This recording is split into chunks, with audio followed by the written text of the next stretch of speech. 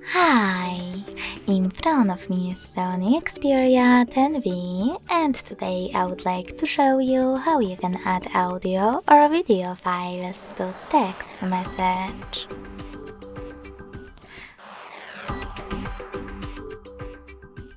First of all, open Messages app and select one of your chats. Then click on this plus at the bottom left corner and click on Files category. Now you can hold one of your files right away over here, or tap on one of those apps. Click on those three lines at the top left corner to select one of those sources.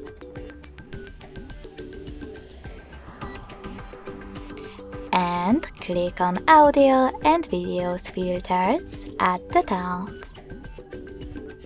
Wherever you decided, when you're ready, hold your file and click on Select at the top right corner to add it. So when I do that, as you can see, my audio file was successfully added to text message. Thanks so much for watching. If you enjoyed this video, don't forget to leave a like, comment and subscribe. Bye!